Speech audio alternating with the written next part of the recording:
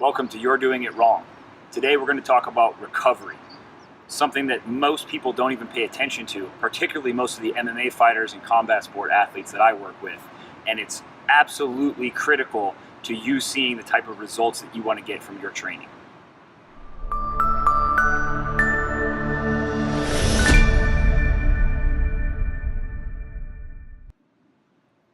When it comes to training, the purpose of training is to apply a targeted stress to your body, whatever that stress is. Your body doesn't know the difference between stress. So it can be work stress, relationship stress, or exercise stress that we're placing on the body. The only way that we get better is we're able to recover from that stress. So most people just plan their training routines, they plan their exercise, and they don't plan their recovery. Again, in the combat sports world, this is something that I've worked on extensively over the past 4 or 5 years with my fighters. And they generally have all their training mapped out and they just train hard, but they don't plan their recovery. So you can see behind me, I've got a couple of MMA fighters. We just finished one of our recovery workouts on a Saturday morning here outside at the pool. But when it comes to recovery, the only training that's going to be beneficial is the training that I can recover from.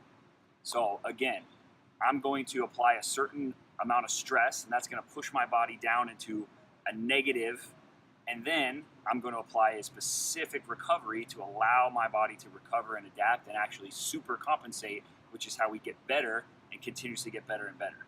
If we don't do that, then I'm just going to continue to cascade downwards, and I don't recover from it, and that's where overreaching, overtraining are going to happen, injuries, illness, all that kind of stuff.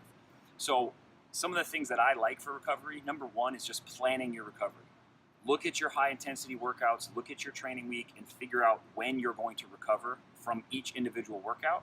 So what type of recovery you're going to do, whether that's soft tissue work, massage, breathing, pool workouts, mobility work, whatever type of recovery method. We're not going to get into that now, but just planning out your recovery methods throughout the week and then planning recovery into your overall training program. So you should have recovery deload type weeks where we start to load up. At some point, we have to deload, allow my body to recover and adapt, and then get into my next training program. So I usually do this with my athletes anywhere from 3 to 5 weeks of training, then 1 week of recovery. And most fighters don't do this in their training camps either. They try to go 8 to 10 weeks of training camp, just building. And if you're a fighter, you know, when you do that, you get to about week 5 or 6, and you start to feel like crap, you start to break down, and then you just hope that you can recover before your fight.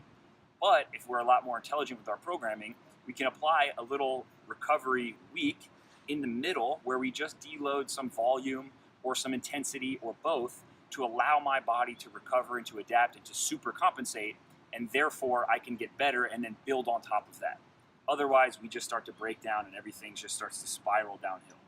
So make sure you're looking at your training programs, applying recovery workouts, recovery post-workout, recovery days in your training so that you can recover and adapt to that, whatever that training stimulus is that you're trying to get better at.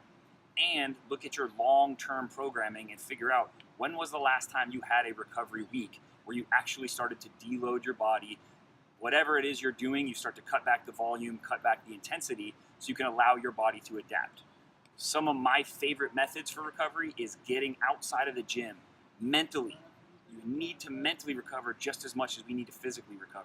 So if you're in the gym every single day, get outside the gym. If you're lucky and smart enough to live in Southern California, get out in the sun, get out in nature, go do something outside that's low impact, that's fun, that's relaxing, whatever it is you like to do, paddleboarding, skateboarding, mobility workouts, yoga.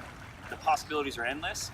But get outside the gym, break that monotony of the gym, and allow your body to recover so that we can continually get better. Because you can't just stack training upon training and expect yourself to get better.